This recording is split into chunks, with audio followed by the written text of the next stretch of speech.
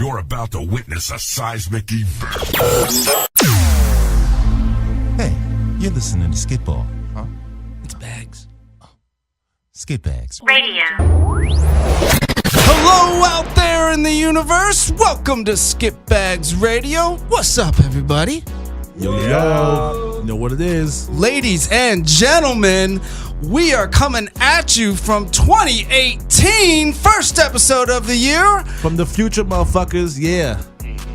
That feels good to get that 2017 the fuck out of here. Fuck that 17 shit. If you're still listening in 2017, then fuck you. Fuck you, man. Thank you for tuning in, ladies and gentlemen. I am Sailor Dev coming at you right here, and I got my co-host in the house. Say what up, Neil. Cheer. Neil the Great, you know what it is, fuckers. Come on. Oh, it's James Wyatt Scott coming at you with the news. And of course, Mr. CD Enforcer, Poppy Caller, a.k.a. Mr. Bad Boy Ding Dong Show Specialist, fucks with me, 2018. Whoop, whoop. And the baddest motherfucker out of the South, Young Zeke. What up, fellas? How you guys doing? Let me go ahead and tell you how I'm doing. So I voted for the shit to be legal, and now this shit sucks, man. Fuck the legal. Illegalize this shit because everything's so fucking expensive now, and I can't have my 375 milligram edibles no more. I just gotta go to the bullshit because, dude, they're making the laws for like the tourists, not for the fucking weed smokers. You going to the wrong shop, man. The shop across the street from where I live still got $10 grams all day long, $8 grams, $9 grams. They're a little shittier. But hey, $8 grams. no Coming rent, at you. Come on, no tax. Yo, the one and on bad Pico, bitches. one on Pico and Fairfax is $10 a gram. Buy one, get one. If you feel me, Dogo in that motherfucker. I'm gonna burn my I missed shop the to the Dogo, ground. man. Dogos. Yo, I have yet to buy weed legally since the first of the year. So Yeah, well, it after this sucks. show, we are going down there, and I'm gonna pop that cherry real quick. Pop that cherry. Pop that cherry. Pop that. That's Neil's new theme song. All right, so we start every episode with a breakdown, and today we've decided to break down the movie Bright from Netflix. Neil, Carl, did you guys see this one? Yeah, I saw it and whatnot. I watched it about 2-3 weeks ago and shit. Number one, because it's Will Smith and he from Philly and I'm from Philly, so I got to ride his dick because of that. But past that shit look crazy because they got them big old orc fuckers in that thing. I don't know what the fuck. It's like Harry Potter shitting on the TV screen. So if you have not seen Bright yet, it's a buddy cop movie starring Will Smith and I'm sorry for the other gentleman. Troll. Name Joel his name- Edgerton. Joel Edgerton. Okay. Edgerton. And Joel Edgerton, who did a great job as an orc, by the way. And basically, it takes place in modern day. And imagine Training Day meets Dungeons and Dragons. So there's orcs, which are kind of like the minority. There's elves, which are like the rich elitist race. And then there's humans, and then like, you know, some fairies and other stuff in between. But mostly it takes place in modern day, and it's about the two of them trying to solve this crime, and they stumble upon this thing, and you know, they've overcome all these obstacles. I'd Synopsis. say it's more Rush Hour meets Dungeons and Dragons. Yeah, it's like, actually, that's a good it's like Rush Hour Southland meets World of Warcraft. I thought it was going to be Training Day meets Dungeons and Dragons, but it was Be Rush dope Hour. if Chris Tucker and Jackie Chan were in that shit. It was Lethal No Weapon. orc never touched my radio.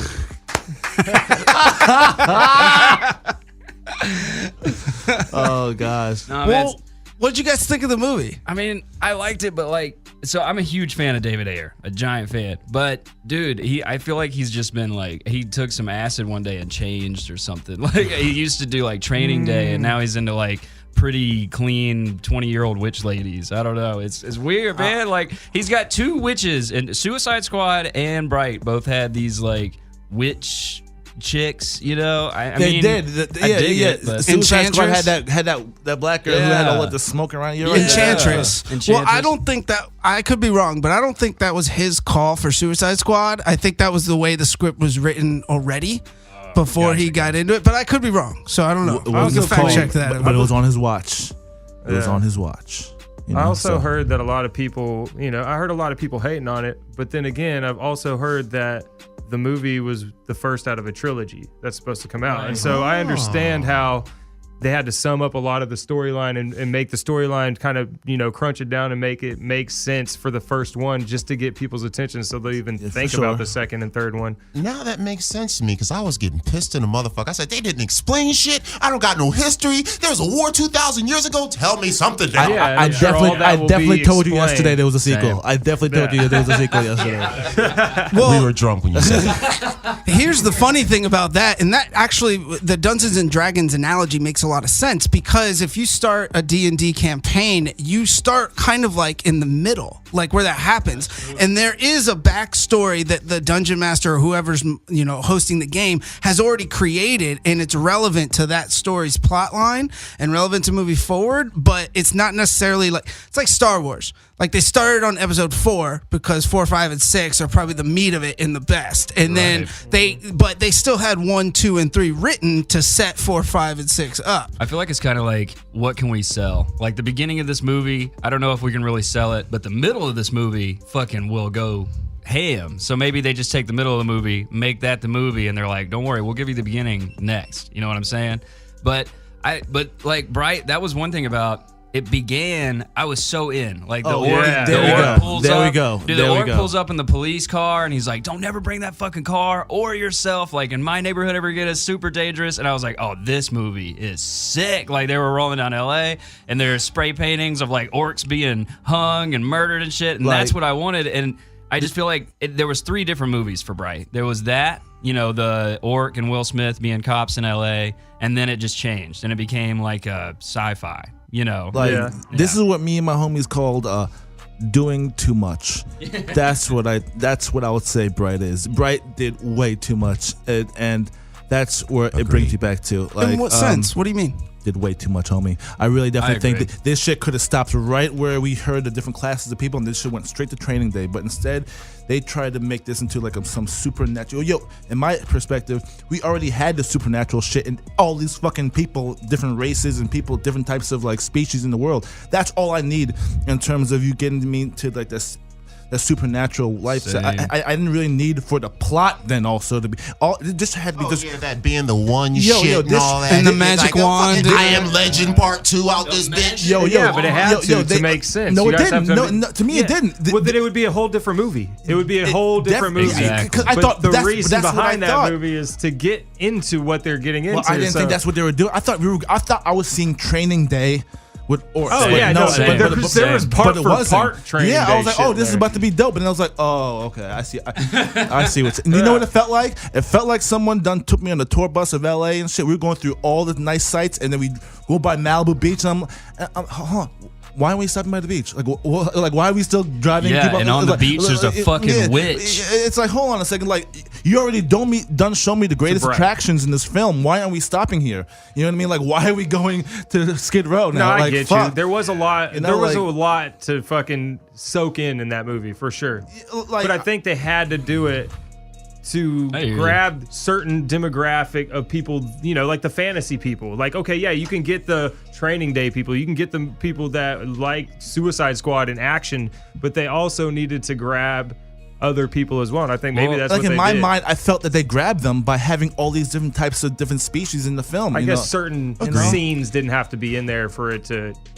It got really deep for me. I was like, oh. Well, and I will agree. I will agree with Nick. And one thing I will say too, I do think it's cool that David Ayer, because I do feel like a lot of kids who live in like he grew up in, like an impoverished area in LA and blah, blah, blah. And I think a lot of those kids actually love comic books and love fantasy and love D&D, but can't really admit it so much. And it's so an I feel escape like for them. Yeah, it's finally coming out that like, hey, like, people who live in ghettos and people who live poor and shit, like they could be nerds too. You know what I'm saying? Yeah, I think David Ayer is bringing that out. Well, here's the thing. This is what I was going to say about the fantasy thing. And I agree with your point, because coming from like a D&D perspective, one of the coolest things to imagine from that fantasy is what if it did happen in the real world?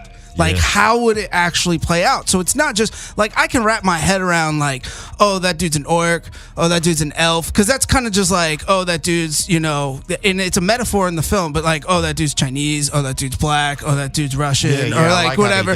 So like I get that, but the magic aspect of it with the wand and the chosen one, that's where the fantasy comes in, and half the most of the best part about D&D and playing those games is putting yourself in that world and imagining that you're actually there living it.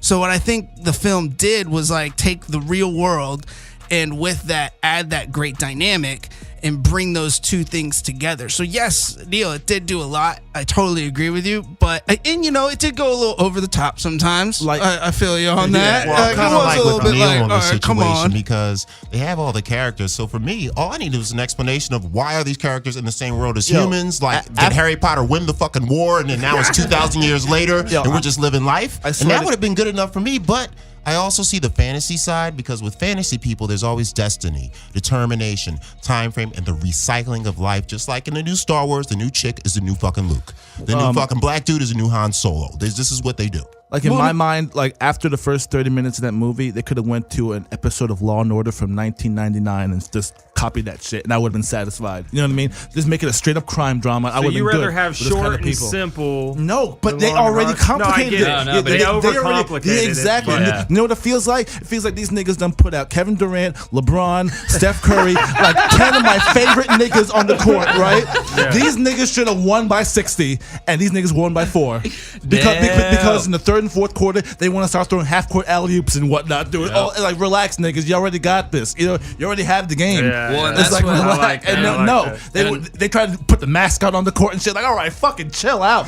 Like, that's why y'all winning. That's why you're down by 4, 2 minutes to go. Niggas, they should have won this whole thing way easier. I think they than could have what they did. You know what I mean? That's what I feel like. And that's what I was going to bring up is maybe like an alternate version of that movie could have been, I'm telling you, just the whole thing where the orc and Will Smith are trying to get by. Do End of Watch, but it's an orc. Exactly. Like, that's right. They're cop partners, and he gets in trouble because he's an orc and it's racist. But that's But then that would be End of Watch with an orc.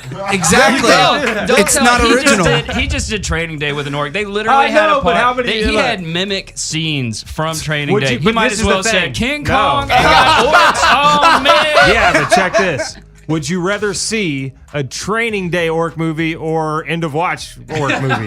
Because let's be real, Training Day was 10 times better than End of Watch. Ooh, yeah. It was. Yeah. End of Watch was just Training agree Day with that. over again. Well, this is my that's not- No, you're right. But I'll agree with Training Day. But it was my saving Training grace Day is better. I didn't know what I was getting into when I started watching it. So now that I know it, if I watch it again, I'm sure now I'll get more out of it. You know, but me going into it, I thought this was gonna be like. Usually, when I watch a film that takes me on a other journey, like I'm interested, and this did not make me interested. Yeah, like, you know what I mean? It was good but disappointing. Like you said, they brought out LeBron and them. It was like the Shaq team with Karl Malone or the Houston team with Charles Barkley. You motherfuckers supposed to win, and you out this bitch losing by 7. Why is Reggie Bush on the court? Get him out of here. What do you guys think about the critics' reviews? Because right when the movie came out, I saw it the night it dropped, and I was like, "Oh, this is pretty dope. This is different." I liked Bright better than I liked Suicide Squad. Yeah, I didn't even watch Suicide Squad, to be honest. So, but I like Heard the it was shots. I like that there was more humor. There was better humor. The shots were better. Everything about it, I think, was just a little bit better than Suicide. But the critics fucking slammed Bright. There was like a 6% on Rotten Tomatoes. I think they really fucking. I mean, I get it to an extent, but I hated it. I know. I I remember when it first came out, like the understand first article why. I said was, "This is the worst movie of 2017 is here." Yeah, It was and I like- go, "Fuck you guys." And I'm gonna say this right now: all of the criticism I have of the film has nothing to do with their critic reviews. I saw that and I still was like, "Yo, fuck that! I'll still watch it," you know. And I think it's all of what I said, I think it's way better than how they said it. Bro, dude, it's got Joel Edgerton. I got to give a shout out to that guy. He was Joel awesome. Edgerton He was hilarious. Have you watched his other stuff? Anything he does is gold. Yeah, That man, he's been good. he's like the next like Daniel Day-Lewis or some shit. I swear. That's hot. I mean, they brought a bunch of. Here's the thing: they made it really relatable because, and it wasn't so mainstream. First of all, it's Netflix, so they can do pretty much whatever the fuck they want. They're not adhering to a big studio. And I love in the opening, like the first scene. What do you see? Is the wife and Will Smith's wife in the kitchen watching Joe Rogan's podcast? yeah, That's right. yeah. And that's featured in the movie. Joe there's Rogan an has an orc on it. orc Yeah. on his podcast. And I'm Fucking sorry dope. to be the feminist in the room, but she was a strong lady. She had a job. She's a strong lady. She was white. She was like living in, and I just think that's cool because most women in movies are fucking like, oh, hey, like I don't do shit, and I don't mean nothing to the movie at all. Yo, she wasn't that really strong either, bro. Yeah, She was what only was in you the talking very about? beginning. For like 5 Lady, minutes. man. What are you talking about? She worked hard, all right. I think she gave him a kiss and said, "I love know, you. Don't that die was it. today." She was a doctor. She was a doctor. She was like, no, she was like, here, go take care of that fairy and this pest problem outside. She's like, I'm not even going to deal with this. You do it. Instead of being, she So was it's like. the exact opposite of what you just said. Damn. Because she made him go. I would cut that part. I just want to speak on those fucking fairies, by the way. Those little motherfuckers are scary. They're I want to kill the hilarious. fairy. I was like Will Smith. I wouldn't want to go outside and kill the fairy either. No. No. They're just like big dragonflies. Yeah. But the thing about the show is I did like how they I think they got a lot of bad reviews because the show really pushes on personal issues of possible racism and bigotry and social disparity and economic concerns with the rich elves ruling the world and everybody else being like slaves. And then you got the orcs are like the new minorities. And then like now the minorities are yelling, talking shit to the orcs and all this kind of stuff. And it's just like, and then you got the whole mixed relationship, almost like racism is gone. And now it's about humans versus these fantasy things. So I think low-key, it twinged a couple of nutsacks when they saw it because people probably felt a teeny bit guilty because it made them look at themselves. But at the same time, though, they weren't even subtle about it. It wasn't even like some shit I picked up on. I was like, oh, you know what? No, I fucking knew that shit from the fucking poster. It's modern times. People too stupid for subtlety. Well, that's why I don't want the entertainment on the screen. You know, I rather have. I want some shit that makes me like, hold on. This is like I want a double entendre. You know what I mean? And that shit was just like, yo, that was their engine first, and then the story came after. Like when the orc, when the orc in the car next to him pointed at his fangs. Yeah, it was like I'm still an orc, motherfucker. Like you sold out. Yeah, like that was kind of like that was a cool little scene. You know what I mean? Because that's more like in depth rather than seeing like different races. I'm like, all right, I know everyone's different. You know what I mean? Rather than like that little subtext. Then now that was good in the movie. You feel me? Like I didn't dislike the movie. I just thought that I really thought it could have been way better, you know, but it wasn't bad. Well, maybe, like you said, maybe they're setting this up for a franchise. No, and well, maybe, they are. Yeah. So It's supposed to be a trilogy. Well, because here's the thing that I wish would have happened is more time with the agents from the Bureau. Like, they were cool. That elf and that human going around. Like, basically, they didn't do shit the entire. All they did was chase people on their tails. They didn't shoot at anybody. They didn't arrest anybody. They just showed up when everything was done. They have a whole story on their own because that elf was seen as like a sellout too. Right. You know, that like elf was chasing his own kind, and he had a history with the main villain, and they didn't elaborate at all that's a on whole. that. That might be the second one. Right. Well, this could be a continuation because obviously, like, this group of elves is not going to stop trying to do what they're trying to do. They just foiled this one little plot. You know, they foiled this one little attempt to bring back the Dark Lord. Spoiler alert, they're trying to raise the Dark Lord from the dead. Sorry, that doesn't really give away about plot. fucking time. One of my pet peeves I don't really like in films also is when like the characters in the film are so invested in something that I'm not invested in. Yeah, I hate that. I hate that shit. When people are in the movie are like, oh my god, this is the biggest shit. Oh like fuck, what the fuck's gonna happen? I'm watching in the room like, what? Yeah, I think it's because they didn't do much explaining with it. Like I said, there wasn't much backstory to the film. They kind of dropped you in there, you know, in the middle of shit, right? And there was no explanation in the middle. Or some guy that was like, well, you know, 3,000 years ago, Voldemort, the Dark Lord, this, that, and the third. You know, they don't really. But they leave it open. But there's a difference. Like if you, I'll refer to Black Mirror. If you watch Black Mirror, they always drop you in the middle of something, you know, but it's on purpose. Yeah. These guys were like, you know what? For the sake of shit, we'll just drop niggas right here. You know what I mean? Like, and it wasn't like on purpose. It was just because that's where the script was. That's what I felt like, you know? Instead of like knowing that they're starting in the middle of shit and then working around that to build their story, they just started, you know what? Fuck it. Instead of pages 1 through 30, we'll make those pages 90 through 120 now. You know what I mean? It's like, well, dude, that's how Star Wars was. In the opening of A New Hope is a fucking starfighter shooting at a Star Destroyer shooting at the Rebel Alliance But you just thing. said it before. They wrote 1, 2, and 3 before. They know that they're starting in the middle of shit. These niggas didn't sound like they know that they were. Well, they didn't sound like it. Maybe it sounds I don't know like what when it's like when James Cameron said, "No, Avatar was always supposed to be a franchise." We're like, "You sure, man? You sure you didn't come up with that like today? You sure, bro?" Yo, they fucking fell off the boat on that shit. Where's Avatar 2? Like, come on. Remember when that shit first came out? They were like, oh, 2016, get ready. We were like, oh, that's 2028. Avatar 1.5. We were like, oh, that's gonna be a while, but shit, I'm ready. Yo, it's 2018. Where's my fucking next Avatar, dude? And it feels like I've seen like 4 Avatar movies since then. Like that technology is now outdated and shit. Like that shit don't even impress me. When it came out, oh, that shit was next level. They missed that shit. Well, aside from the Avatar, to Bright, one of the things I really liked about, because I wanted to get this point across real quick, is the cops and the police department dynamic in that movie I thought was really accurate for a couple of reasons. Because first of all, they shot that here in South Central. They shot that in LA. And I have a friend that's on the force, the homie who should not be named. Shout out. He told me that in his precinct, Will Smith came down and spent time with all the cops there. I heard he's a cool guy. Yeah, I heard he's cool too. He said he was dope, but he really learned like the dynamics of how the relationships work between the officers, what the protocol is, like checking in. You go there during the day, you get your assignments, you go out on the road, like how all that relationships and how all that protocol, I guess, works and procedures work.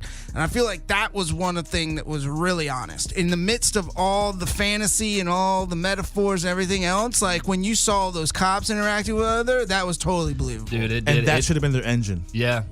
Because it did highlight one thing for me. I could never, a bunch of reasons could never be a police officer, and thank God there are people who can, because I could not sit in a car with a motherfucker every single day for 8 hours. Like, I don't care how much I like somebody. It could be my wife, and I don't want to be in a car every single day for 8 hours with somebody. I can't imagine, man. You know what I'm saying? But it's weird though, because I'm in the car a lot, and I don't even listen to music. I listen to podcasts because it feels good. Like it feels like somebody's there. Yeah, you know what I mean? Like sports radio. I think it would be shit, fucking weird to sit next to somebody, because it's like, how much information could you possibly get out of one person? A month. You know, like a month, and then you stop talking. And then you're just Well, you're just not homies anymore. Well, guys, beating criminals and planning drugs is a common experience. Okay, so you think not now, but beat somebody's ass with a dude, you're gonna be feeling like fucking friends. Okay, my partner can beat them minorities like you ain't never seen, boy. Oh man. One of the things that was hilarious was there's this dude, and this isn't a spoiler, it's actually not even a plot point, but there's that dude waving the sword around in the middle of the street, and he was like this crazy homeless dude waving his sword around, and they throw him in the back of the squad car, and he just takes a piss or like throws up. That's or whatever. That's reason That's two so why real. I will never be. I could never be. The motherfucker pisses in my car once, I quit. I'm done. See you later. I thought that was so funny. I don't think that's how it works though, right? I'm off the foot. Here's my badge and gun. The motherfucker Like, dude, threw you up in my spent car. years training for this, and you finally made it. It's like, you've been doing this for Not 10 worth it. years, Not man, worth and you it. finally got on the force. Here's my badge and gun. It's got piss on it, so be careful. Well, one thing I did appreciate with Bright is that it's been the first time in a while I've seen Will Smith just kicking ass, not taking names, fucking shooting people in the head and shit. I haven't seen that shit in about 10 years. I'm thinking right now, like, even in Bad Boys, he's not really that. But you know what? That's probably the last one. And Bad Boys is 2002, right? I think that was the sequel. Was in 2002. Well, when he's kicking ass? Like, yeah, what's the last Will Smith movie where he's just I Am busting Legend, ass? he was just running. Yeah. True. He didn't And beat he up had anybody, like, really, did he? I mean, those things would have torn him apart. I mean, it When was the more last of- fought one of those Yeah, movies. He beat up his dog. Well, yeah, but like that was like a suspense movie. But that's still like 10 plus years. I haven't seen Will Smith in a minute, just like And I just love mowing people down. that he had a mouth on him. He was Yeah, like, oh, yeah. what the fuck? Exactly, Shit, yeah. hell, damn it. They You were know, like- I'm they were- like, Yeah, for sure. They were like, "Don't hold back. You're gonna kill 4 cops in this movie." At point That blank. is true. You He can does say spoil fuck. murder them motherfuckers. Spoiler alert. But that was the other day. That was the other. I liked it, but they ripped it straight out of Training Day. That part where they were like, either you leave, like, you know, and we kill your partner, or we kill you right now. It was the same shit when they found the money and Ethan Hawke in the house. With the, Dad, don't kill him. Oh, dude, that was Yeah, the yeah, same yeah, scene. yeah, yeah, It yeah. was the same. He saved me, and I was like, oh. Yeah. I was like, yeah. But I hey, but I'm agree. not knocking it. I like that. Yeah. I do. Like, David Ayer's got his thing. Do it. I like that. But now his thing is sci-fi, You know- or fantasy. In that aspect, there's one thing to pay homage to a great movie that came before you. It's another thing to pull so directly. Yeah. And I think that's where it kind of missed the mark, where this movie kind of pulled really directly And from in his those two own scenes. movie. Yeah. Yeah, and that's a, you know, and if it's your own movie, I guess you get a pass, kind of thing. But Is it, though? I think that's a commentary on rap. modern yeah. filmmaking. It's like you're saying your same lyrics over exactly, again. Yeah. it's like you're not or doing. it's like using the same similar beat guys, over and Cardi over. B is famous famous with Bodak Yellow, where she took the hook, she took the style, she took it, she told you she took it, and she's still the hottest rapper in the game. Who'd you take it from? Kodak Black. No way. She said she liked Kodak Black. She said that's why she did it. She called him Bodak Yellow. She took his flow. But it doesn't sound like him at all. No, have you ever heard any Kodak Black songs? Sounds nothing like him. It's like the same flow. No, not at all. Yeah. Have you heard? Name me one Kodak Black song. I only listen to it because of her. Exactly. I only listen to it because of her. Ding, ding, ding. I only listen to it because of her. When I listen to it, I heard her flow and I heard his flow, and I'm like, they got the same fucking flow. No way, not at all, bro. Not at all. Not at all. Like I would say maybe like, have you heard? Kodak Black sounds like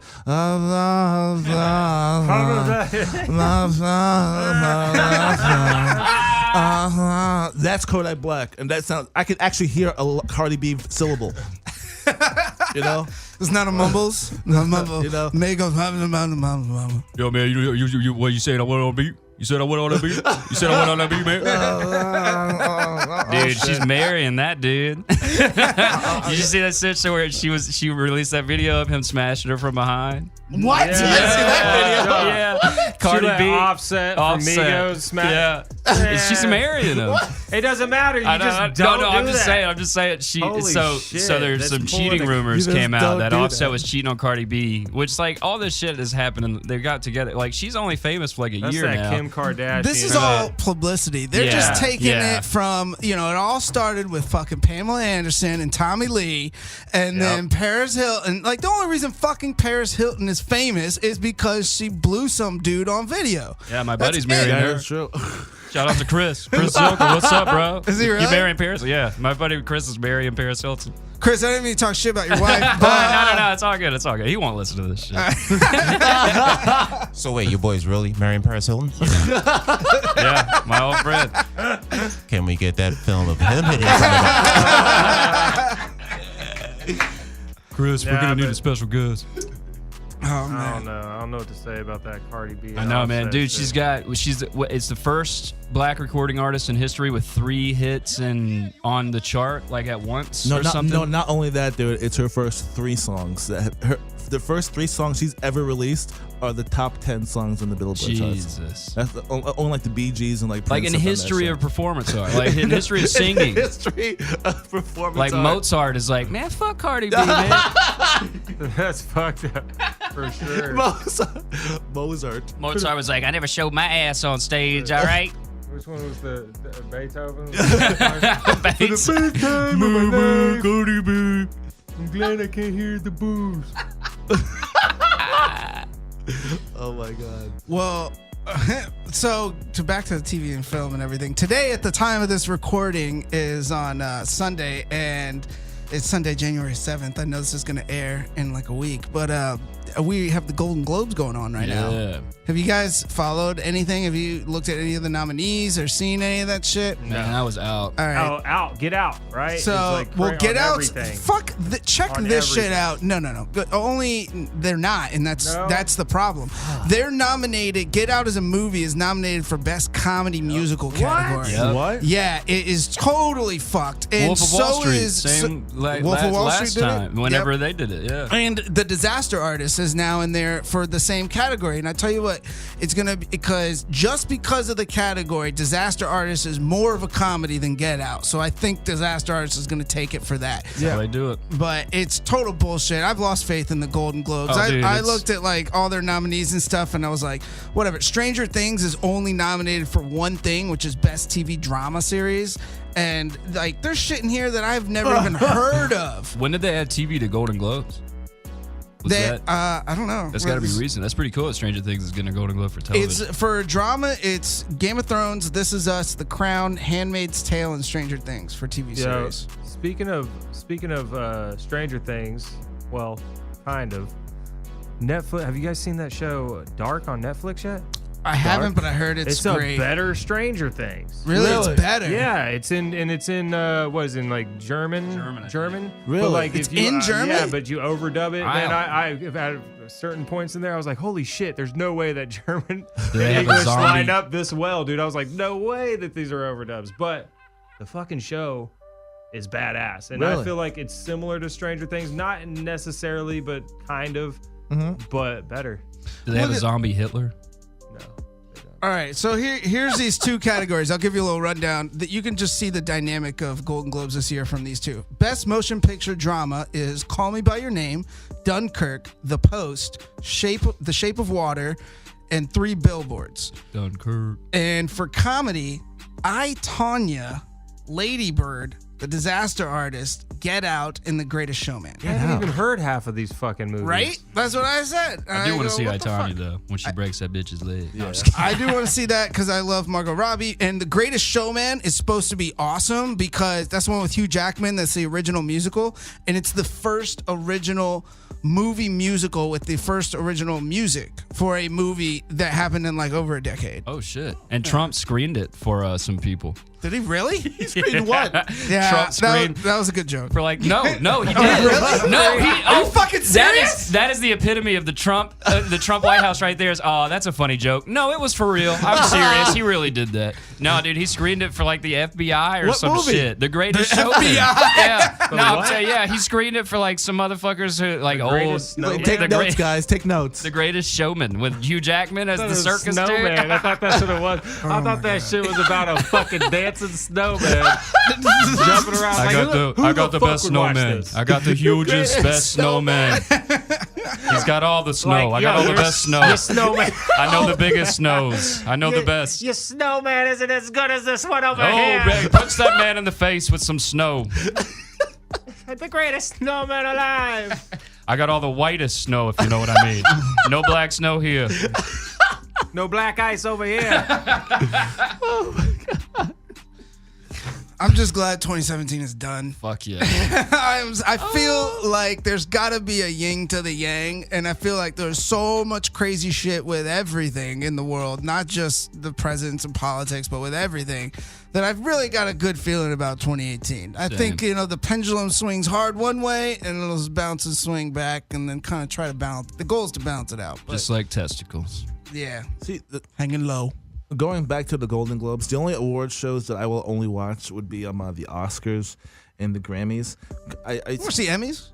No, I want to watch that crap. The only thing is because to me, I took a course in school where like I found out that like most of these award shows are like those late night talk shows where it's like the guest is coming on not because it's because they're the commercial. They're coming on to promote what's going on. If you see Will Smith on the late night show, it's not because, they ran to Will Smith last week and shit, come on the show. No, it's because Will Smith has a movie that's out and he's got to promote it. That's everyone that comes on a late night show is because they're promoting something. Yeah. And that's what I see from a Golden Globe, those award shows, like the viewers, fuck that shit. Like those aren't really winners. Those are the Golden Globe, is that not picked by the actors or something? Yeah, or the people? but it's the old boys club. It's like I don't give a fuck. I thought that was the only legit one, and the rest were paid for. The rest of them you just pay for, right? You just buy your award. No, I don't think you buy an Oscar. No. I Hold think on. you do, don't you? Pause. Campaign. Pause it. You yes. buy an Oscar? No. Pause.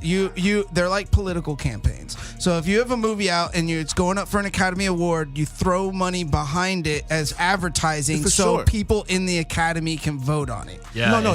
That's why it is. But award shows like the Golden Globes and like the Teen Choice Awards and MTV Awards, those are strictly who paying the most money so you can come on stage and promote your shit. Yep. Whereas in Oscars, with the Oscars, of course, you're putting the money for your for your campaign, but they're not choosing you to come on stage to promote your shit. Your shit's already been promoted. That's why you're here. You feel what I'm trying to say? Nah, fuck that shit, man. I'm sorry. I hate watching shit that's just supposed to be an ongoing advertisement. I'm supposed to be seeing all these motherfucking celebrities come on with all their jewels. Like I get it. You're balling. Y'all are good, and everyone in the room is a celebrity, and I'm not. And I'm in there. I get the whole shit. I'm in LA. I can fucking do the same shit tomorrow on Hollywood Boulevard and get drunk and find the same group of people. The really good thing about the Golden Globes is that what makes it different from anything else is that it's the only one where people sit down and eat and they allow alcohol to drink during. And they get drunk. Fucked It's the up. drunk Oscars. Then once I'm famous, don't invite me to that shit. Do not invite me to that. Oh, dude, I think Invite that's one, me to that shit. Dude, I'm telling you. I'll go. Yo, we'll make that like the BET Awards. That's where you get Kanye West running up on stage and going, he was drunk as fuck at that award, so that's what happened. But at the same time, though, the fact that they're all in front of their friends, it makes it just seem less important. You know what I mean? Is that they're just doing that just because they're like in the cafeteria, the lunchroom. You know what I mean? Like, yeah, I thought that was like the whole point, that they're getting love from their peers. Exactly. Like, Who gives a fuck about those peers? Jesus Christ, they're in the business. You play the role. No, dude. Play the role. But those guys, those motherfuckers literally watching them getting the awards are not paying a dime to watch the movies, not paying a dime to listen to their song. Them motherfuckers got the fucking red carpet. Matter of fact, they got paid to listen to your song. We're the ones that are fucking paying the music. We're the ones paying the shit to go to your crap. We should be the ones in the audience. We're the ones you should be laughing with and fucking beating off to. You know what I mean? Low key. The ones with the I do beat off to you, Neil. I beat off to you. Don't worry. I beat off to you all the time. The peers, those awards is the SAG, Screen Actors Guild. Those are the ones actually, that are that is like, true. I think that's like the real fun one. That's the the one awards. that I like. I hold a higher esteem to SAG than I do the Academy, because that's really from the actors. And I know it's only like Screen Actors Guild Awards, but I think the Academy is more encompassing, where they have directors, they have producers, they have writers, they have actors, they have everybody voting on it, whereas SAG is just the actors voting on everything, all those categories. And the Academy has gotten more fair now. Like, they brought on more black people onto the board, stuff like that. Make sure everything's they kicked off Harvey Weinstein. Yeah, fuck yeah, they did. Good fucking riddance. Dude, he's man. How many of y'all gonna suck my dick?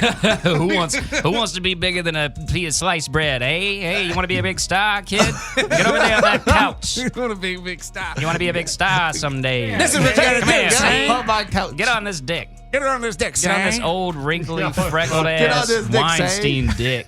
Copper, you're not gonna do nothing for me, Get on this dick, say. But the Oscars interest me because for the Oscar, like, if you want an Oscar, you got to start campaigning. There's a certain amount of time, but you have to like invite the whole fucking Academy, like all these old white dudes, over to your house and like give them food and like wine and dine while you screen them the movie and like tell them about like, you know, the whole. You have to basically present it like your campaign, like Dev said. You have to campaign for this shit. Yeah, that's exactly what it is. And you know, whoever, and I'm sure whenever they're leaving, you hand them a little bit of cash at the door. See, that's the thing. That's the dirty thing. There's definitely under the table. There's kickbacks, and also there's deals made. So from a production side, if you're like, oh, you're gonna give me your vote, and I'll throw you this business. Like all that backroom dealing goes on all the that shit's the background of these fucking awards. It's like, what the fuck am I watching? It's, to me, the Golden Globes and these other award shows that aren't the Oscars or the Grammys seem like an award show as if we all did the show together. And now after this, we'll have an award show. Who was the best commenter? Who did the best intro today? And we're the only contestants. It's like, that's what the Golden Globes feel like to me. Well, if it helps at all, everything in life is a sham. Thank you. Well, what are you guys looking forward, film and TV wise, for 2018? You guys looking forward to anything? Black Panther.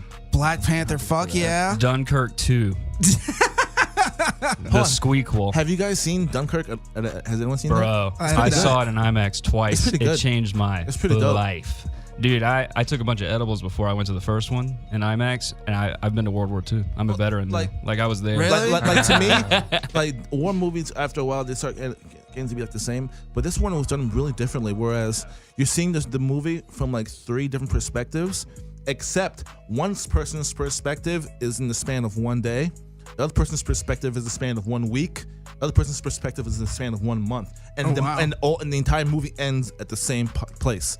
You know what I mean? So like, you're seeing someone's story as a more rapid version of someone else's story. You know what I'm trying to say? Fucking Christopher Nolan, Inception meets Saving Private Ryan. Really and it is on the, like, I'll give you a little bit of history, World War II history. I'm a World War II nerd. And the whole thing is they were trying to evacuate across the English Channel. Right. Didn't they get surrounded by the Nazis? They got surrounded by the Nazis. The Nazis, the Blitzkrieg broke through through the mountains over there south of them, and they cut them off, and they basically surrounded them in the northern part of, was it Belgium? Yeah, and Hitler was saying, shoot at them. They're trying to evacuate on that beach. Just keep shooting at them. We don't care. But luckily, he decided, instead of sending his tanks and troops were all pretty much exhausted, so he just sent the Air Force. He sent the Luftwaffe. So just luckily, bomb the shit out of them? just bomb the shit out of them. But if it would have been worse if it had been tanks, and they wouldn't have gotten those guys out of there. But so the whole movie is just like basically just waiting to get off the beach and just fucking dying while you're doing it. Does a great job letting you know how it feels like to be like a sitting duck in war. Yeah. Like they're literally just waiting they're literally just waiting to get rescued. But until that time, there's no protection from the onslaught of fire that they will have to endure. Like, dude, it's pretty good to watch. The English sent civilian boats across the channel to go get them. Like everybody who's got a boat, a pleasure cruiser, whatever you have, go get those guys. That all these, like, try doing that shit nowadays. Try being in a war and being like, take your yacht and go pick up a bunch of these soldiers in a war. Go to Iraq with your yacht right now. That's exactly I'm good. That's exactly what he asked him to do. It's like, I don't know, man. I disagree because here's the thing. I grew up sailing and I grew up in the boating community. And one of our foundational rules is if there's somebody in distress, you drop what you're doing and you go help them, especially on open. Like if I'm sailing across the Atlantic, this will happen a lot.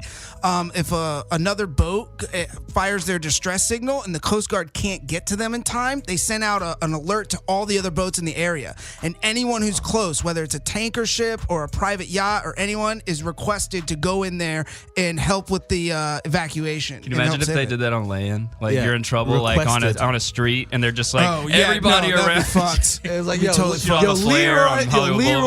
Leroy right now is in South Central, and he needs some fucking help. Well, I could tell you, being in Florida with the hurricanes and all the flooding, and this happened in Houston too, people would drive from other parts of the country with their boats to load them into the water and help people when it floods. So it's something specific to maritime. Nice, I don't know what it is, but it's a maritime. Well, maritime law is the world's original total law, and which really counts around the world. Everything and I'm should sure go by it maritime. has a salesman community. Tell us some more secrets, Devin. I actually, if you really want to get an insight into the sail, how it feels to sail around the world, there's a really good YouTube show by this channel called SV Delos, and it's Sailing Vessel Delos, and it's these two guys, Brian and Brady. They started 7 years ago in the South Pacific on a 53-foot yacht, a 2-mast sailing boat yacht, and they have crew members come on from all over the world, like 4 or 5 girls and guys. They spend like a month or 2 on the boat with them each, and they'll go from like the South Pacific to New Zealand to Australia to Thailand to India to Madagascar to South Africa. They actually just crossed the Atlantic last fall, and now they're in Brazil. But they do a fabulous job of shooting it, and they document their whole experience. So the time on the boat, what it takes to sail, like the rigging, all the life at sea. For like, sometimes if you cross the Atlantic, bro, you'll be on the boat by yourself, no internet, no nothing, no sight of another human being for over 30 days, sometimes longer. And sometimes you're battling in crazy weather. Like you get caught in the Indian Ocean, is like one of the most dangerous oceans. But I was watching this and I was like, man, I want to go to Madagascar now. And there's islands in there and stuff that I never even knew existed. Be careful of pirates, man. That's what I always thought. But then they were like, okay, well, if you know some people, you kind of get in. Most of the time, it's not too bad. The pirates really want to go after like big commercial ships and like take people for ransom and shit. Random question: is there an updated pirate flag? The pirate flag had many different. It started with a Jolly Roger, which is a black flag with a skull and crossbones. Yeah. But like Blackbeard's flag was not that at all. It was a skeleton with a spear and a bleeding heart. But who does like black nigga have? Hey, was that racist? Is that a spear chucking skeleton? That feels racist. Like who's on his flag? That's like, just like, a like the black 20 fist with 2 guns crossed with in an the back. AK-47. It's like a Hunter S. Thompson Gonzo. Yeah, like with if you're in the high seas right now, is there a flag that be, oh fuck, here they come? Like it goes by colors. So those like Somalians. if you here's what's their flag? It's So just just a big the Somalian flag. they don't have flags hand because grenade. look, check it out. hand grenade. They try to mask themselves as fishing boats. So what the Somalians will do, they'll have a big fishing boat like a shrimp boat trawler, and then they'll have a bunch of little like dinghies with big engines on it up next to it. So it's like a mothership, and the mothership will go out a couple hundred miles, and then when they see a big ship, they'll send out all the little ones. And you fly colors when you're on the high seas. So when you're coming into port, like if I sailed from here to like Panama or something, when I come into the port at Panama, I have to fly like a yellow flag, and that means that I'm coming in and I'm coming to check in with customs, and I haven't been cleared by port yet. Like I haven't been inspected, you haven't checked out my passport. Once you get that, then you fly a different flag, and you got to fly your country's flag where the boat is registered. So all these are signals about how all these things go. But in speaking of flags, everything, I really kind of wanted to touch this because I literally last night just watched this movie, the new Pirates of the Caribbean. So Dead Men Tell No Tales that just came out this past year, and it's on Netflix now. It just got released on Netflix. So I watched it last night, and I fucking hated On Stranger Tides. That movie sucked. The one with Penelope Cruz. It was terrible. Terrible. Let me tell you what, though. Dead Men Tell No Tales, probably the best Pirates movie since the first one.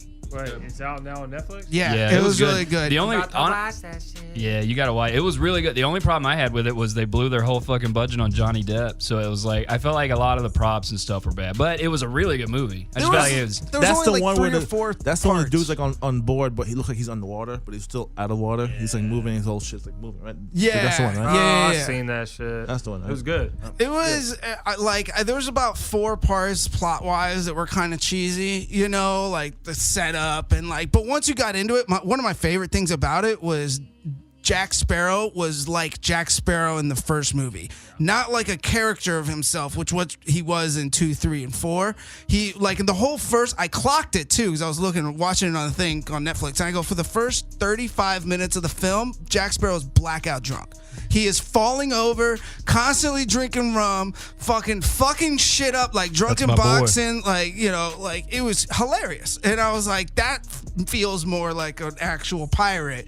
In the story itself, the story is about, you know, Will Turner's son, and one of the good points about Dead Man's Chest, the first one, was the core of the story was about Will and Elizabeth, and then Jack was kind of a supporting role. And the mistake they made is in the following movies they made Jack the main character. Yeah. This one they did the reverse. Jack was still a supporting role, and they followed the story about this guy and this girl's relationship. And I think that's how the premise of those scripts should work the best. So I was really cool. But anyways. Well, that was deep. Pirate sailing. I just want to say, I think I just found out I'm a fucking pirate. Because I had no idea that was the rules. Because I'm drunk all the time. Yo, everybody out there, if you're listening to this, please go check out SV Delos. They're awesome. I've talked to those guys. They're straight up. They live in the dream. And they do all of the way they fund their journey is 100% by donations and Patreon accounts. So it's other sailors going around the world, seeing them and being like, what you're doing is awesome. Thank you. And sharing it. And they're funny as fuck too, man. Like the crew, like that's why it works so well. They got a couple like 100,000 views per episode. And they have like a good 4 years of doing this. So, and this is like the episode every month at least. So it's really cool to see, like, what are we doing today? Oh, we're going to go to this random island that nobody knows about, dock up, film it with GoPros and A7Ss and all these professional cameras, and then dive on these reefs that nobody's ever seen before.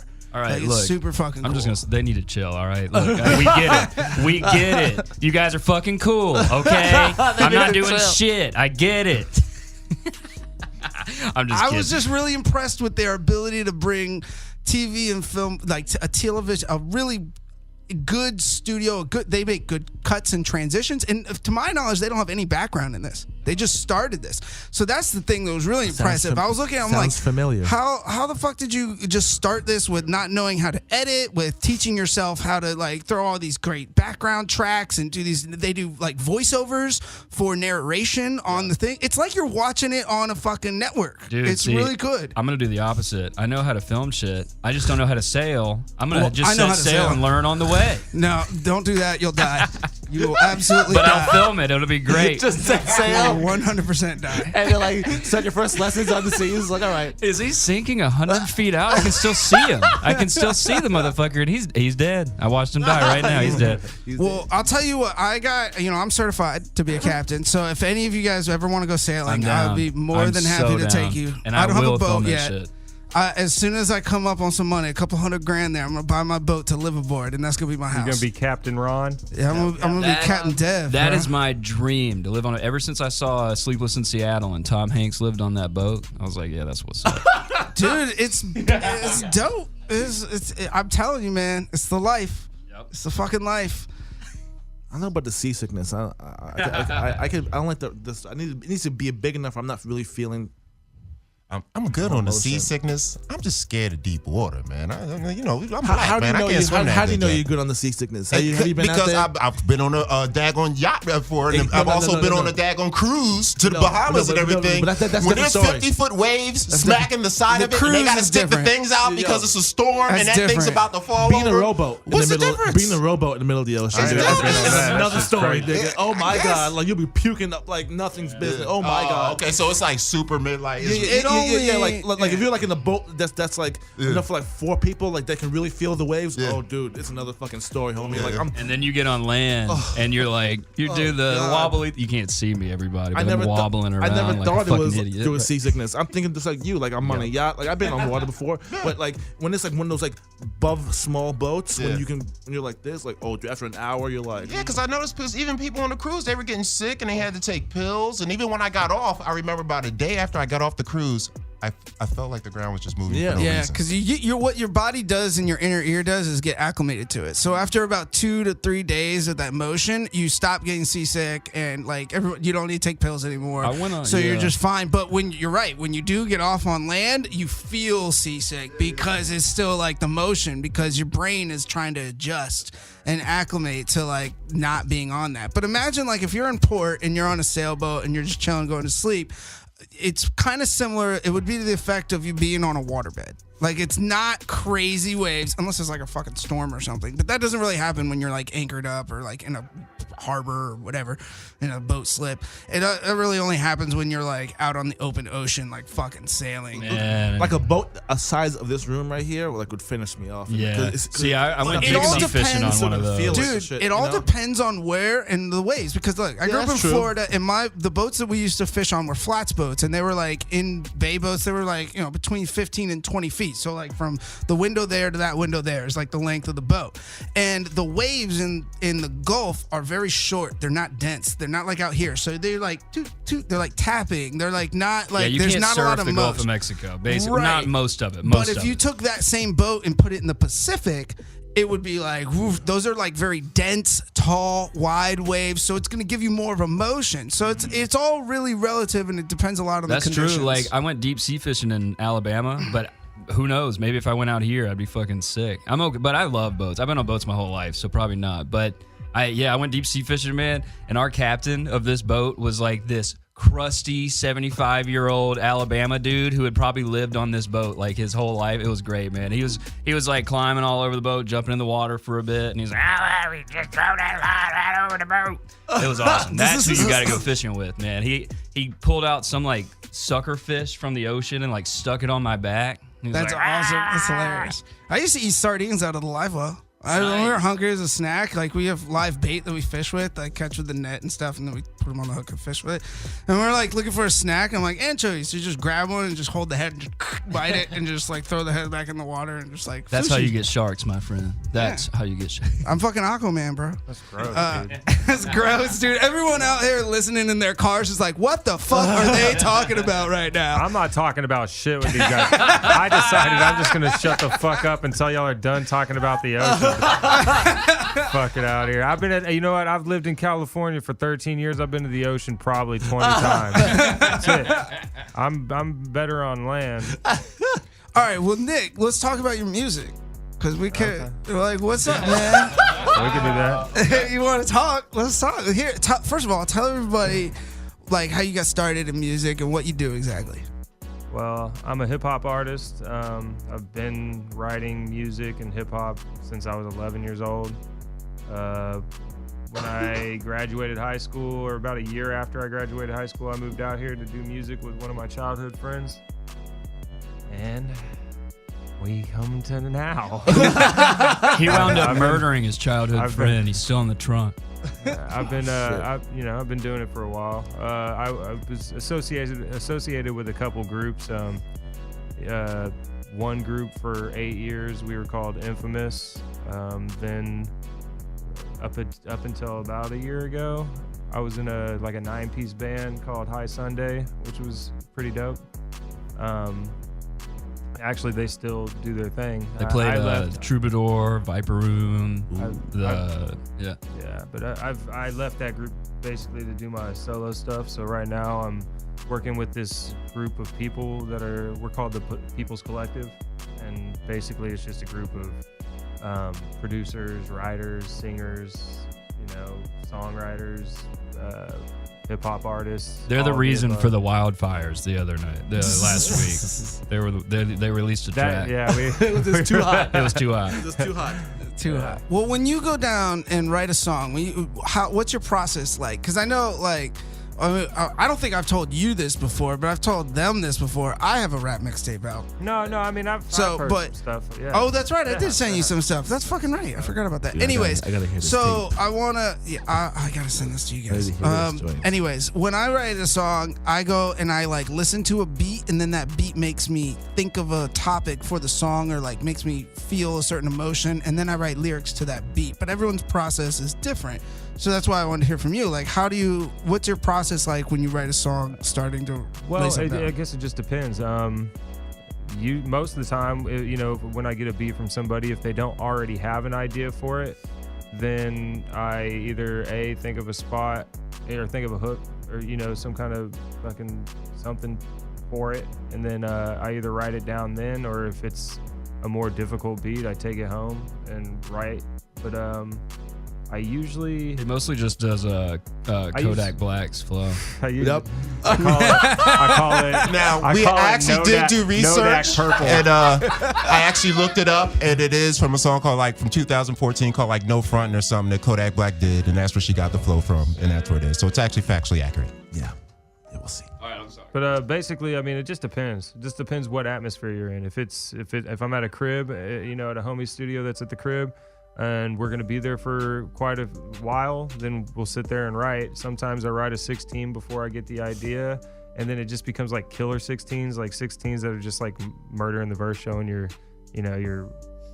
vocabulary or how you spit bars and, your cipher and everything. Basically, yeah. Or, you come up with a dope hook and then write from there. I mean, just depends, I guess, what comes first. It's like the chicken or the egg. Everybody has, I think, their own thing. Some people need to listen to a beat for 6 months before they write to it. Some people can only write to the beat. Or 6 years. Or 6 years. Some people, we know a person that's been working on an album for the last 6 years. Another guy, it took him 20 years, and then he made one. It was shit when it was done. Don't wait too long, people. By the way, don't wait too long. Get it out there. Get your little yachty on, do some Molly, and just hop on the mic. Get that shit out. You be rapping as well, right? Oh yeah, that's my thing. Big Cruz, Big Cruz. I'm redefining myself as an artist because I had my standard process. Always write to the beat, always write out, always certain protocol. But been doing it for almost 10 years now. So as you get dope, you become a professional over time. You put your 10,000 hours in. That's why Lil Wayne can freestyle and Jay-Z and all them can freestyle and not write anymore, because they already did the writing. They already did the work. They already did the practice, and then they started freestyling. Unlike some of our newer artists who like to freestyle first, and then man, I'll go back and Mariah show me this shit, man. All right. But yeah, that's the process. Listen to the song, write it. Some people can write without the beat and then adjust it later. Some people just off the head. Or if you're lucky like Jay-Z, who obviously used to be a numbers man when he was a fucking baby, he has a trap memory where he can actually write in his fucking head and speak right off the top. I wish I had that. I did better in school. My name is James, and I came to say I like to rap in a major way. Is that good? I just wrote that. Yeah. Ooh. What do you guys think of the... Shout out.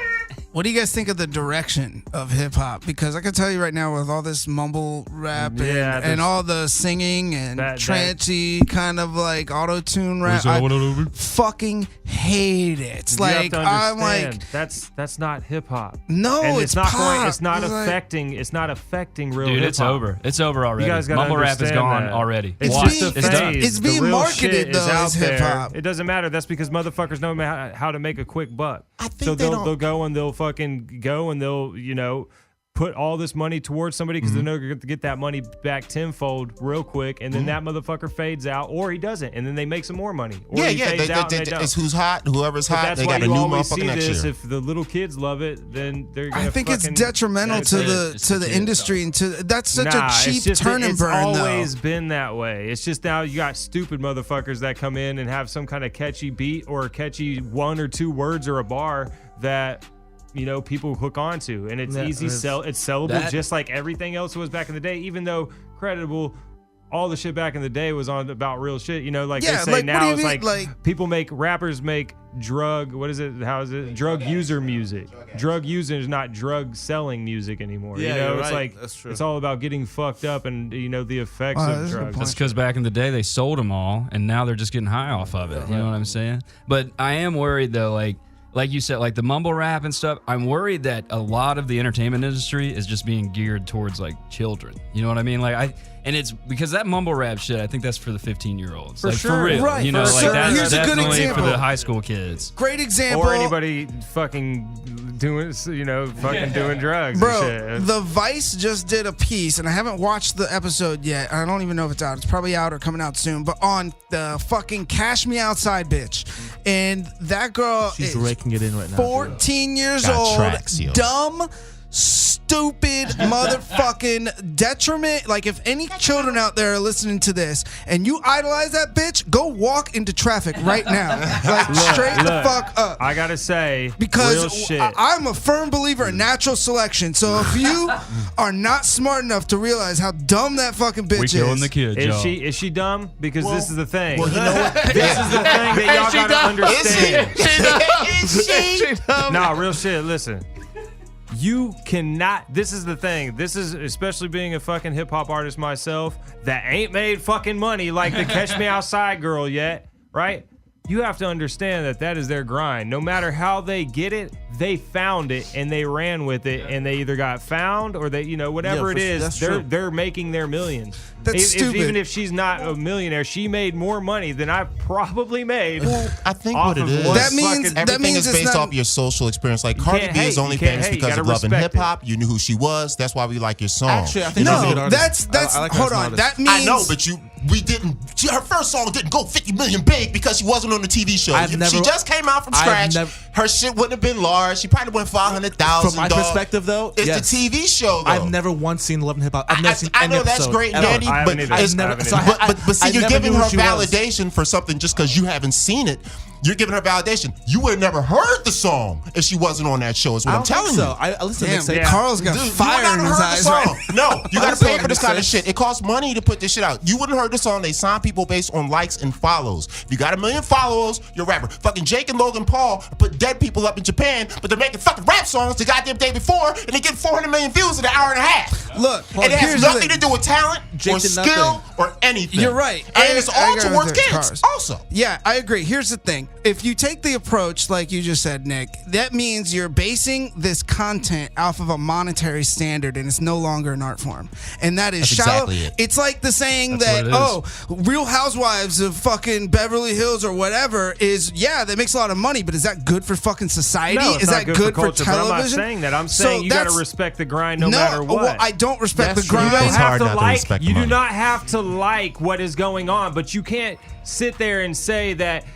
I mean, like, yeah, we all know that there's garbage fucking music out there. We hear it every day, right? Yeah. But that garbage music is literally getting sold and bought up by everybody. So And what? at the same time- Only but because what it's they being were- pushed on people. But That's but- the thing. But was that the goal of the guy that is speaking into the mic? Yes. Was to sell records. Are you- You I think can't it's a hate on the fact self-perpetuating that issue. he found a niche, or these people found a way to get in where they fit in and make money off of it. You just No, can't no, hate on it. I can do. hate. That's the part where you Because- I can't can say hate the nothing. music. Yeah, I can hate the music all but I day can't hate the long. money. Can't hate the grind. Can't hate the money because other people are giving them the money. I'll make it as simpler as this. Like, when you listen to the most trash artist, trash song, and if they're on the radio, as much as you feel about them, it's a fact that person, for the rest of this year or last year, they've been waking up at 10 a.m. every morning. Oh, yeah. Doing Oh, this shit yeah. Oh, every yeah, day. for sure. You know what I mean? It's like, Yeah. regardless And of how hey- trash it is, this is literally they've actually That's- worked to work. As much Yeah. as you see them on video and it might be all smoked out, that's why whenever I listen to rap music and someone's like, I don't buy that. I was like, there's a little bit of nerd in you. You know what I mean? For you to have the work ethic to do this every fucking day. I do not believe the Embryo goalie is sitting up writing lyrics in the morning. They write for No, her. They make the beat for her. They say go in there and say no. it. I'm not saying she's writing lyrics, but whatever her grind Whatever is the to grind make her is, had to- popular. has Her grind was to be a hoe bitch.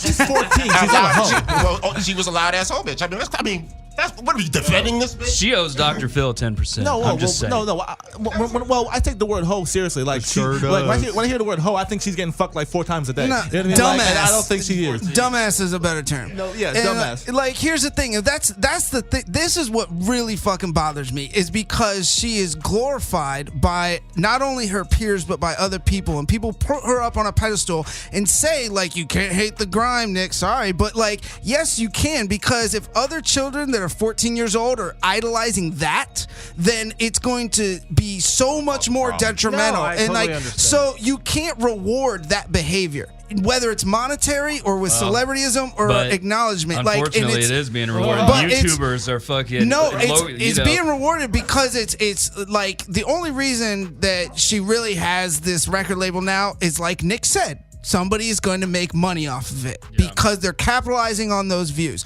So it's a strictly monetization of that. So it's not, if it's her, then yeah, like, she's probably not wise enough to fucking, or old enough to even realize that this is happening to her right now. But the other people around her, the business people, the record label, all those fuckers are manipulating and using her as a product. And it's way more epidemic now than it was 10 years ago, I don't 15 know. years Michael ago. Jackson. Michael Jackson. Jackson 5. They were the shouldn't same thing. You shouldn't be glorifying these person as an Mike's artist. songs was about. Yeah, at least the least thing. they could sing, man. At least they did bring something to the table. The songs like, had a that's point what and I a think. purpose, you know what I mean? But on the same hand, like I said recently, I've come to my thing with Lil Yachty. I used to hate on Lil Yachty. And then one day I saw the album and I saw him interview with Joe Buttons, and he checked the fuck out of it. What is his name? Joe Budden, whatever, whack ass nigga. But yeah, he checked the shit out of Joe Budden in that interview, and it was the most intelligent thing. And I said, you know what? I'm gonna leave this kid alone. He's just being himself. He's just being free. He's just doing what he wants. He's all inclusive. He loves everybody. You know, he like Prince. He'll fuck anything. You know what I mean? It's just down with everybody. And that's where I give the kids a break. That's where I give the big goalies and the Kodak Blacks. I give them all a break. Because I'm like, you know what? They're just being goddamn kids. They're being young and they're being free. And what's wrong with that? Devin, You're right. to one thing that you were saying, no, we're not supposed to glorify these people as an artist. No, not at all. But the fact that they're able to become a public figure, that's what's to be glorified. Well, they're spectacles. They're spectacles that make money. You know, exactly. You know? It's not a circus show. It's not the one thing they do should be glorified. It's just the collective fact that the fact that they are that stupid and they're that fucking fame hungry that they have the grind to do this every fucking day. Well, they would have never been celebrities if it wasn't for these technological social media platforms. Yeah, but there's a million idiots out there. They would have never gotten idiot every day. Check it out. There would be no Cardi B. There would be no Danielle Bregoli without technology. Yeah, well, this girl would never have a record deal if she came out with even a different genre, not hip hop, but if she still had that attitude and that same mentality. If she came out in the 70s or 80s, she would not have this record deal. Even in the 90s, like it's the fact that, like what you guys said earlier, it's the record labels go by likes, and the people, they're like, oh, we need the likes, we need the following, and that should not be what curates culture and what curates art. Well, I would be curious to see. People don't have the masses don't have a large. They might not be exposed to a lot, so they don't have a good palette. You know, the whole purpose of being like a manager, an agent, or even a producer from a record label is to bring people stuff that is good qualities, to curate content. It's the same reason you turn into like HBO. You know, you're gonna watch an HBO show, it's probably gonna be at a certain standard. They're curating your content for you and you pay them for that. You don't pay these record labels to just go and see what the fuck is the latest fad and what's popular now. They're not doing their job. Money. They're not curating the content to a good deal. But to also put in perspective, out of all these people, I'm still to this day, like, to me, I think King Batch is maybe the most popular like YouTube or Instagram person out there. Like, you know, I've never seen him in a movie. Well, I also feel like time out. I've never once seen him in a movie or in a legitimate TV show, and he is the most popular of them. I think the only person I've ever seen on a legitimate piece of work is Jake Paul, not Logan Paul. The brother. He's got him on. The Disney kid. I've seen Jake Paul actually on a Disney show. Out of the millions of YouTube people that are on TV, on Instagram and social media, out of all those guys, there's only one person that's getting like legitimate Hollywood work, and it's like, so. But is that really? Does that matter when you get 100 million views a week? I mean, does it matter that you need a Hollywood TV show? Yeah, you probably I think it does. I don't think they even care because Kickback could be on a million shows if he wanted to, dog. Just on his follow up. That's the thing. I don't think so. He could, because he could, dude. He could be on the show and not only anytime that, but what if that he wanted. DC But they probably he? won't pay him shit for it. They'll probably pay him shitty money, and that's why he's not on it. But it's not because he can't get on. It's not because he doesn't have access. They won't pay him the money he wants. That's why you don't see it. I work for YouTube a lot. I've contracted with YouTube a lot, and the one thing is true. I had one show that I worked on got offered to go to a network, and they turned it down because the money wasn't what they were making from fucking YouTube. It's crazy. That's and YouTube fine. said, I understand Yeah, that. YouTube actually upped the budget after they got offered that because they didn't want to lose them. So they made even more money just from getting offered. Well, these other mediums are dying, but here's the downside about this. And one of the ex-executives of Facebook actually just came out about this. This is a big article about positive feedback loops and endorphins.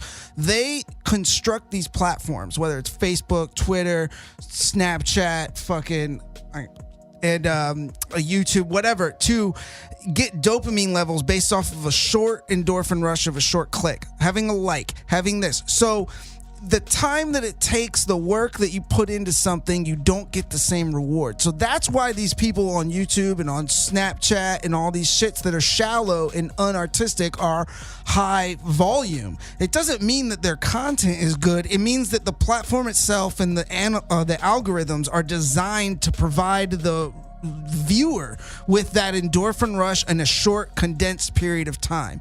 So it goes back to my point. Like it's hard for me to hate on the artist. I agree, but at the same time, you have to be aware of what platform you're using, and whether you're a viewer or whether you're an artist making content on that. And that's why I think that, like, if you understand how this system works, you can see through it and see through these veils. But most people, they don't either have the time or have the interest to go in there and understand this. So if it's some 14-year-old kid just fucking watching a YouTube video and saying, oh, I like this, blah, blah. Check this out. In fucking Lakeland, Florida, about 30 minutes outside of Tampa, where I'm from, a week ago, an 11-year-old girl got hit by a fucking train because she was watching her phone. She was walking home from lunch or dinner or something and was walking across these train tracks, and she had her headphones in. She was staring down at her phone, and the train conductor is blasting the fucking horn and slamming on the brakes. An 11-year-old girl just poof, dead. Why? Dead. Because she's too engaged in her positive feedback loop. Or she did it on purpose because she was watching Logan Paul and didn't want to live anymore. Let's be honest. Oh my God, that's fucked up. Or that was just an episode of Black Mirror. That was pretty dark, but I liked it. That's pretty dark, but I liked it, James. All right. But one You know me, baby. Yo, before we close off, I just wanted to say, you just said also that the fact that they're not on these programs is because the money they would be getting, from these two isn't as good as YouTube money, right? Then why hasn't no one decided to pay them the money that they want? That's it. Boom. Anyway, that's what we'll end it right there. Man, that was fun. That's it. We got to end it now. Can I do a shout out? No, Dev has got to close his joint. Yo, Dev, do this. Well, this has been one. Can we tag? This has been one for the record books, fellas. I'm like exhausted after this. So it's good though. We hit a lot of shit, man. I feel the heat coming from check it Carl. out. Yeah, for reals. We're gonna have a throwdown in the parking lot after this shit between Carl and Neil. Like, swinging. Fucking Christ. I love it though. The black people are fighting. I'm getting out of the building. Yeah. We're gonna so thank you all. Thank you guys for being here. I want to say, what a hell of a way to kick off 2018, fellas. Yeah. That was dope. Thank you everybody out there for listening. We're gonna tag out, but first we want to thank Dash Radio up in this bitch. Oh yeah. What up, Dash? Listen to Dash Talk and everybody here at the station. But let's go around and start out with Nick. Tag out. Tell us where everybody can find you, social media, projects, anything you want to plug. Go for it, brother. All right, you can find me on Facebook. My actual name is Nick Fazekas. You can also find me on Instagram at young1zeke. Also on Instagram at the.peoples.collective. We're about to push out a lot of music right now. I'm actually working on my EP, my solo EP. It's called XYZ. It'll be out in the next couple months. But other than that, thank you for having me, man. Yeah, our pleasure, brother. Yeah. And of course, it's Carl, Mr. CD Enforcer. So Google that. Also, check me out at Poppy Carlo on Instagram, Mr. C Force on Twitter. Also, check out the Ding Dong Show every Monday on YouTube or at the Comedy Store in the Belly Room, because you know the boy David Chappelle was there and we there too. We lit. And we got a new film out called Scramble. It's our first SAG film. Get it on iTunes, the Scramble movie, $13 to the head, action, 2 hours of love, and get ready for 2018 because the Skitbags are coming. Yeah. Chia. It's James Wyatt Scott on Twitter at James Wyatt Scott. I can't really talk about it, but I'm working on a pilot with a few of these guys. So yeah, we'll save that for the we'll save that for later episode. We'll save that. Yeah, actually, I got a bunch of shit. I can't talk about none of it. So we're actually I got stuff going on. Just check me out on Twitter. And thanks Dash, thanks Dev, thanks everybody. Merry Christmas. Yo, and you know what it is? Find me on Instagram at The Life of Neil the Great.